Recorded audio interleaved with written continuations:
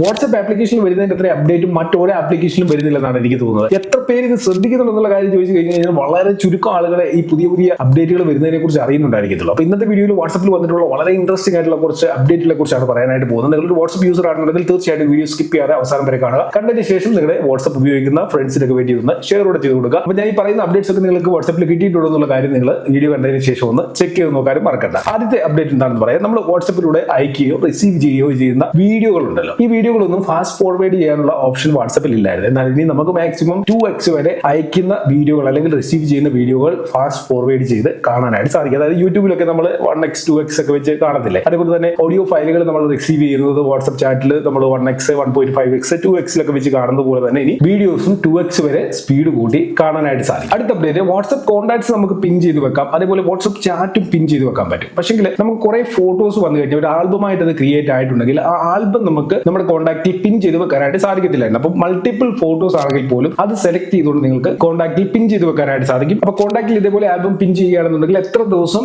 അത് പിൻ ചെയ്ത് വെക്കണമെന്നുള്ളത് കസ്റ്റമൈസ് ചെയ്യാൻ പറ്റും. മാക്സിമം നമുക്ക് ഒരു കോൺടാക്റ്റിൽ ചാറ്റുകൾ നമുക്ക് ഒരു 30 ഡേയ്സ് വരെ പിൻ ചെയ്ത് വെക്കാനായിട്ട് സാധിക്കുന്നതാണ്. അപ്പോൾ ഇങ്ങനെ പിൻ ചെയ്ത് വെക്കുമ്പോൾ കോൺടാക്റ്റിലെ രണ്ടാൾക്കും നമുക്കും കാണാൻ സാധിക്കും, അതേപോലെ തന്നെ ഓപ്പോസിറ്റ് സൈഡിലുള്ള ആൾക്കും അത് പിൻ ചെയ്ത് വെച്ചിട്ടുള്ള കാര്യം അറിയാനായിട്ട് സാധിക്കും. മൂന്നാമത്തെ അപ്ഡേറ്റ്, നമുക്കറിയാം വാട്സ്ആപ്പ് ലിസ്റ്റ് എന്ന് പറഞ്ഞ് പുതിയൊരു കിടിലൻ ഫീച്ചർ വാട്സ്ആപ്പിൽ വന്നിട്ടുണ്ട്. അപ്പോൾ ഈ വാട്സ്ആപ്പ് ലിസ്റ്റിൽ നമുക്ക് ഇഷ്ടമുള്ള രീതിയിൽ ഓരോ ലിസ്റ്റുകൾ ഗ്രൂപ്പുകൾ ക്രിയേറ്റ് ചെയ്യാനായിട്ട് സാധിക്കും. അപ്പോൾ ഈ ഗ്രൂപ്പിലൊക്കെ നമ്മൾ ഓരോ കോൺടാക്ട്സ് ഇങ്ങനെ ആഡ് ചെയ്ത് വെക്കുമല്ലോ, ഈ കോൺടാക്ട്സിൽ അതായത് ഓരോ ഗ്രൂപ്പിലും ഓരോ ലിസ്റ്റിലും നമ്മൾ ആഡ് ചെയ്ത് വെക്കുന്ന കോൺടാക്ട്സിൽ നമ്മൾ മെസ്സേജുകൾ റീഡ് ചെയ്തിട്ടില്ല എന്നുണ്ടെങ്കിൽ ലിസ്റ്റ് ബാഡ്ജ് കൗണ്ട് നമുക്കിനി കാണാൻ സാധിക്കും. ആ ലിസ്റ്റിലൊക്കെ എത്ര മെസ്സേജുകൾ നമ്മൾ റീഡ് ചെയ്തിട്ടില്ല എന്നുള്ള ഒരു ബാഡ്ജ് നമുക്കിനി അതിന് മുകളിലായിട്ട് കാണാനായിട്ട് സാധിക്കും. അപ്പോൾ ഇതൊരു വളരെ ഇൻട്രസ്റ്റിംഗ് ആയിട്ടുള്ള അപ്ഡേറ്റ് ആയിട്ട് എനിക്ക് തോന്നി. നിങ്ങളുടെ അഭിപ്രായം വീഡിയോയുടെ താഴെ കമന്റുകളായിട്ട് അറിയിക്കുക. അടുത്ത അപ്ഡേറ്റ്, നമ്മുടെ ഫോണിന്റെ സ്ക്രീനിൽ നമുക്ക് ബഡ്ജറ്റുകൾ ആഡ് ചെയ്യാനായിട്ട് പറ്റുമല്ലോ. ഈ ബഡ്ജറ്റിൽ നമുക്ക് മെറ്റ AI ബഡ്ജറ്റിനെയും ആഡ് ചെയ്യാൻ പറ്റും. നമ്മുടെ ഫോണിന്റെ ഏത് സ്ക്രീനിൽ നമുക്ക് ഈ മെറ്റ AI ബഡ്ജറ്റ് ആഡ് ചെയ്യാം. പെട്ടെന്ന് നമുക്ക് എന്തെങ്കിലും കാര്യം മെറ്റയോട് ചോദിക്കണമെന്നുണ്ടെങ്കിൽ AIയോട് ചോദിക്കണമെന്നുണ്ടെങ്കിൽ ജസ്റ്റ് ആ ബഡ്ജറ്റിൽ ക്ലിക്ക് ചെയ്തുകൊണ്ട് ഓപ്പൺ ചെയ്തിട്ട് നമുക്ക് വളരെ ഈസി ആയിട്ട് കുറച്ചുകൂടെ ഈസി ആയിട്ട് മെറ്റ AI ആക്സസ് ചെയ്യാനായിട്ട് ഈ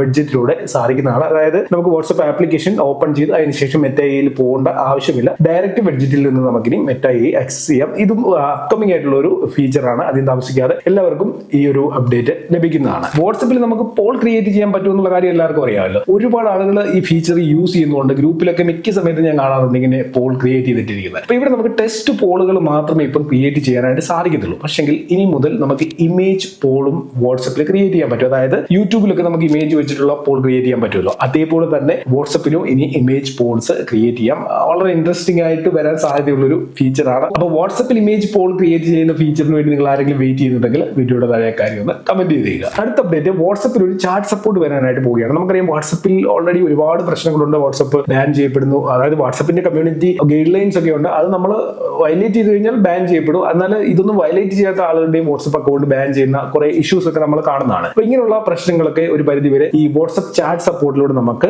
കോൺടാക്ട് ചെയ്തുകൊണ്ട് സോൾവ് ചെയ്യാനായിട്ട് സാധിക്കും. അപ്പൊ അധികം താമസിക്കാതെ വാട്സ്ആപ്പിൽ ചാറ്റ് സപ്പോർട്ട് ഫീച്ചർ വരും എന്നാണ് പ്രതീക്ഷിക്കുന്നത്. നമ്മുടെ വാട്സ്ആപ്പ് അക്കൗണ്ടിലെ സെറ്റിംഗ്സിൽ ആ ഒരു ഹെൽപ്പ് സെക്ഷനിൽ തന്നെ ആയിരിക്കും ഈ ഒരു ചാറ്റ് സപ്പോർട്ട് വരുന്നത്. അടുത്തായിട്ട് പറയാൻ പോകുന്ന അപ്ഡേറ്റിനെ കുറിച്ച് പക്ഷേ നിങ്ങളെല്ലാം അറിഞ്ഞു കാണും. പക്ഷേ ആൻഡ്രോയിഡ് യൂസേഴ്സിന് ഈ ഒരു അപ്ഡേറ്റ് ലഭിച്ചിട്ടുണ്ടായിരിക്കത്തില്ല. വേറൊന്നുമല്ല, വാട്സ്ആപ്പിലൂടെ നമുക്ക് ഡോക്യുമെന്റ്സ് അയക്കാൻ പറ്റുമല്ലോ. ഈ ഡോക്യുമെന്റ്സ് ഇനി നമുക്ക് അയക്കുമ്പോൾ അത് സ്കാൻ ചെയ്തുകൊണ്ട് നമുക്ക് സാധാരണ നമ്മൾ ഡോക്യുമെന്റ് സ്കാൻ ചെയ്തെടുക്കുമ്പോൾ എങ്ങനെയാണോ കിട്ടുന്നത് അതേ രീതിയിൽ സ്കാൻ ചെയ്ത് നല്ല വൃത്തിയായിട്ട് ഡോക്യുമെന്റ് ആയിട്ട് ഫയലുകൾ ഇനി ഷെയർ ചെയ്യാനായിട്ട് സാധിക്കും. അടുത്തത് നമ്മുടെ ലാസ്റ്റ് അപ്ഡേറ്റ് ആണ്. വളരെ ഇൻട്രസ്റ്റിംഗ് ആയിട്ട് വളരെ യൂസ്ഫുൾ ആയിട്ട് എനിക്ക് തോന്നിയ ഒരു അപ്ഡേറ്റ് ആണിത്.